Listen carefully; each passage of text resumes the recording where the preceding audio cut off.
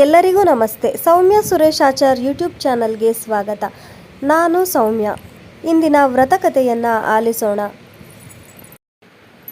ನಾವು ಮಾಡದೇ ಇರುವಂತಹ ತಪ್ಪಿನ ಅಪವಾದವನ್ನು ಈ ವ್ರತಕಥೆಯು, ಈ ವ್ರತವು ನಮ್ಮಿಂದ ದೂರ ಮಾಡುತ್ತದೆ. ಹಾಗೆ ಎಲ್ಲರೂ ಶುಕ್ಲಾಂಬರಧರಂ ವಿಷ್ಣು ಮಂತ್ರವನ್ನು ಹೇಳ್ತಾನೆ ಇರ್ತೀವಿ, ಆದರೆ ಅದರ ಅರ್ಥ ನಮಗೆ ಗೊತ್ತಿರೋದಿಲ್ಲ. ಈ ಒಂದು ವ್ರತಕಥೆಯಿಂದ ಆ ಶುಕ್ಲಾಂಬರಧರಂ ವಿಷ್ಣುಂ ಶಶಿವರ್ಣಂ ಚತುರ್ಭುಜಂ ಪ್ರಸನ್ನವದನಂ ಧ್ಯಾಯೇತ್ ಸರ್ವ ವಿಘ್ನೋಪಶಾಂತಯೇ, ಈ ಮಂತ್ರದ ಸಂಪೂರ್ಣ ಅರ್ಥವನ್ನು ಈ ವ್ರತಕಥೆಯಿಂದ ನಾವು ತಿಳಿದುಕೊಳ್ಳೋಣ. ಎಲ್ಲರಿಗೂ ಒಳ್ಳೆಯದನ್ನು ಮಾಡಲಿ ಆ ಭಗವಂತ ಶ್ರೀ ಗಣೇಶನು. ಹಾಗೆ ಯಾರೆಲ್ಲ ನನ್ನ ಚಾನಲನ್ನು ಸಬ್ಸ್ಕ್ರೈಬ್ ಮಾಡಿಲ್ಲ, ದಯವಿಟ್ಟು ಚಾನಲನ್ನು ಸಬ್ಸ್ಕ್ರೈಬ್ ಮಾಡಿಕೊಳ್ಳಿ. ಹಾಗೂ ನಿಮ್ಮ ಫ್ಯಾಮಿಲಿ ಮತ್ತು ಫ್ರೆಂಡ್ಸ್ಗೆ ಶೇರ್ ಮಾಡಿ. ಈಗ ವ್ರತಕಥೆಯನ್ನು ಆಲಿಸೋಣ.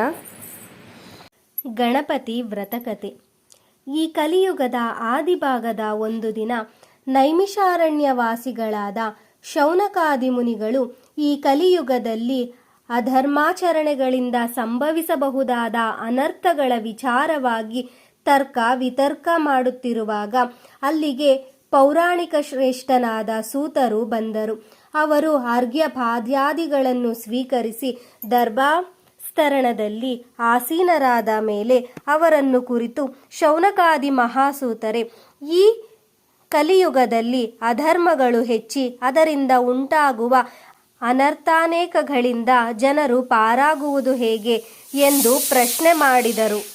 ಆಗ ಸೂತರು ಗಣಪತಿ ಎಂದು ಕರೆಯಲ್ಪಡುವ ಸಕಲ ವಿಘ್ನ ಪರಿಹಾರಕನಾದ ವಿನಾಯಕನನ್ನು ಭಜಿಸಬೇಕು. ಈ ವಿನಾಯಕನಿಗೆ ವಿಘ್ನೇಶ, ಗಣೇಶ. ಆಗ ಸೂತರು ಗಣಪತಿ ಎಂದು ಕರೆಯಲ್ಪಡುವ ಸಕಲ ವಿಘ್ನ ಪರಿಹಾರಕನಾದ ವಿನಾಯಕನನ್ನು ಭಜಿಸಬೇಕು. ಈ ವಿನಾಯಕನಿಗೆ ವಿಘ್ನೇಶ, ಗಣೇಶ, ಗಜಾನನ ಮೊದಲಾದ ಅನೇಕ ನಾಮಗಳುಂಟು. ವು ಎಂದರೆ ಸಚ್ಚಿದಾನಂದ ರೂಪನಾದ ಪರಮಾತ್ಮನು. ನಾಯಕನೆಂದರೆ ಪ್ರಪಂಚದ ಸೃಷ್ಟಿ ಸ್ಥಿತಿ ಲಯ ಕಾರ್ಯಗಳನ್ನು ನಿರಂತರವಾಗಿ ನಡೆಸುವ ತ್ರಿಮೂರ್ತಿ ಸ್ವರೂಪನು. ಈ ಪ್ರಕಾರದಲ್ಲಿ ವಿನಾಯಕ ದೇವತೆಯು ಪರಬ್ರಹ್ಮ ವಸ್ತುವಿನ ನಿರ್ಗುಣ ಮತ್ತು ಸಗುಣ ಸ್ವರೂಪಗಳ ಸಮ್ಮಿಳಿತ ವ್ಯಕ್ತಿ ಎಂದು ತಿಳಿಯಬೇಕು. ಈ ದಿವ್ಯ ಮಂಗಳ ಮೂರ್ತಿಯ ಸಗುಣೋಪಾಸನೆಯಿಂದ ಸಮಸ್ತ ಇಷ್ಟಾರ್ಥಗಳು ಕೈಗೂಡುವವು. ನಿರ್ಗುಣೋಪಾಸನೆಯಿಂದ ಆತ್ಮಸ್ವರೂಪ ಸಾಕ್ಷಾತ್ಕಾರವಾಗಿ ಕೈವಲ್ಯವು ಲಭಿಸುವುದು.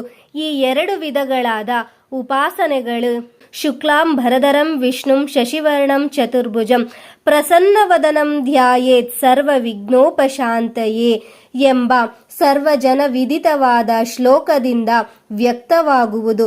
ಶುಕ್ಲ ಪರಿಶುದ್ಧವಾದ, ಅಂದರೆ ಅಪಂಚೀಕೃತವಾದ, ಅಂಬರ ಆಕಾಶಕ್ಕೆ, ಧರಂ ಧಾರಾಕಾರನಾದ, ಧರಂ ಧಾರಕನಾದ, ಅಂದರೆ ಕಾರಣನಾದ, ತಸ್ಮಾದ್ವಾ ಏತಸ್ಮಾದಾತ್ಮಕ ಆಕಾಶ ಸಂಭೂತಃ ಎಂಬ ಶ್ರುತಿ ಪ್ರಮಾಣದಿಂದ ಆಕಾಶ ಕಾರಣನಾದ ವಿಷ್ಣು ವ್ಯಾಪಕನಾದ ತತ್ಸದೃಷ್ಟ್ವಾ ತದೇವಾನುಪ್ರಾವಿಶತ್ ಎಂಬ ಶ್ರುತಿ ಪ್ರಮಾಣದಿಂದ ಸರ್ವ ವಸ್ತುಗಳ ಒಳಗೂ ಹೊರಗೂ ವ್ಯಾಪಿಸಿಕೊಂಡಿರುವ ಶಶಿವರ್ಣಂ, ಚಂದ್ರನಿಗೆ ಹೇಗೆ ಎರವಲಾಗಿ ಪಡೆದ ಸೂರ್ಯನ ಕಾಂತಿ ಇಲ್ಲದೆ ಸ್ವಕೀಯವಾದ ಕಾಂತಿ ಇಲ್ಲವೋ ಹಾಗೆ ಮಾಯೆಯ ಅನುಪ್ರವೇಶವಿಲ್ಲದಿರುವ ತನ್ನ ಸ್ವರೂಪ ಸ್ಥಿತಿಯಲ್ಲಿ ಯಾವ ವರ್ಣವು, ಅಂದರೆ ನಾಮರೂಪಾದಿಗಳು ಇಲ್ಲದಿರುವ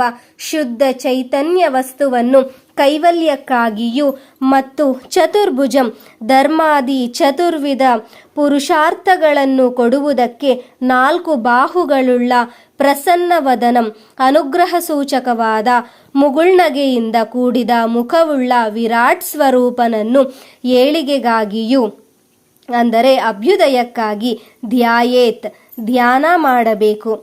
ಈ ಪರದೈವದ ಮುಖದ ವಕ್ರತ್ವವು ಜಗತ್ತಿನ ವಿಚಿತ್ರ ವಿಕಾರಗಳನ್ನು ತೋರಿಸುತ್ತದೆ. ಕಾಯದ ಮಹತ್ವವು ವಿಶ್ವಾಂಬರತ್ವವನ್ನು ತೋರಿಸುತ್ತದೆ. ನಾಸಿಕದ ದೀರ್ಘತ್ವವು ಆನೆಯು ಹೇಗೆ ಸೊಂಡಲಿನಿಂದ ಆಹಾರ ಕಾರ್ಯ ನಿರ್ವಾಹ ಸಮರ್ಥವೋ ಹಾಗೆ ನಾಸದ್ವಾರದಿಂದ ಆಸಗಳು ಪ್ರಯತ್ನವಿಲ್ಲದೆ ಹೊರಡುವ ರೀತಿಯಲ್ಲಿ ಸೃಷ್ಟಿ ಸ್ಥಿತಿ ಲಯ ಕಾರ್ಯಗಳನ್ನು ಲೀಲಾ ಮಾತ್ರದಿಂದ ನಡೆಸತಕ್ಕವನು ಎಂಬುದನ್ನು ತೋರಿಸುತ್ತದೆ.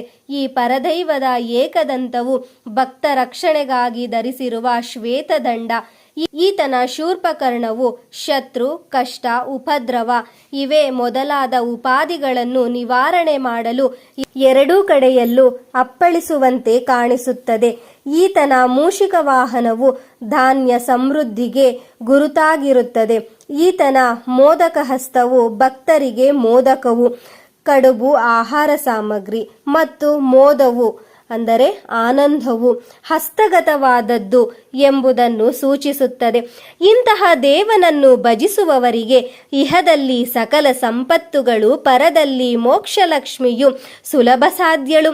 ಎಲೈ ತಪಸ್ವಿಗಳೇ, ಯುಧಿಷ್ಠರನ್ನು ಶ್ರೀಕೃಷ್ಣನ ಉಪದೇಶದಿಂದ ಈ ಗಣಾಧೀಶನ ವ್ರತವನ್ನು ಸಾಂಗವಾಗಿ ಆಚರಿಸಿ ಕುರುಕ್ಷೇತ್ರದಲ್ಲಿ ನಡೆದ ಮಹಾಭಾರತ ಯುದ್ಧದಲ್ಲಿ ಜಯಶೀಲನಾಗಿ ದುಷ್ಕೃತದ ವಿನಾಶಕ್ಕೆ ಶಿಷ್ಟ ಪರಿಪಾಲನೆಗೂ ಕಾರಣಭೂತನಾದನು. ಶ್ರೀಕೃಷ್ಣನು ನಾರದರ ಉಪದೇಶದಿಂದ ಶ್ರೀ ಗಣೇಶ ವ್ರತವನ್ನು ಕೈಗೊಂಡು ಶಮಂತಕಮಣಿಯ ನಿಮಿತ್ತದಿಂದ ತನಗೆ ಅನ್ಯಾಯವಾಗಿ ಪ್ರಾಪ್ತವಾದ ಅಪವಾದವನ್ನು ತಪ್ಪಿಸಿಕೊಂಡನು. ತನ್ನ ಅಣ್ಣನು ತನ್ನ ಮೇಲೆ ಹೊರಿಸಿದ್ದ ಮಿಥ್ಯಾಪವಾದದಿಂದ ಪಾರಾದನು. ಈ ಪರದೈವದ ಅಕಟ ವಿಕಟ ವಿಚಿತ್ರ ರೂಪವನ್ನು ನೋಡಿ ಹಾಸ್ಯ ಮಾಡತಕ್ಕ ದುರಾತ್ಮರು ಸಕಲ ಸಂಪತ್ತನ್ನು ಕಳೆದುಕೊಂಡು ಕ್ಷಯ, ಅಪಸ್ಮಾರ ಮೊದಲಾದ ದುಷ್ಟವ್ಯಾಧಿಗಳಿಗೆ ಗುರಿಯಾಗಿ ವಿನಾಶವನ್ನು ಹೊಂದುತ್ತಾರೆ ಎಂದು ಸೂತರು ಹೇಳಿದರು. ಎಲ್ಲರಿಗೂ ಧನ್ಯವಾದಗಳು.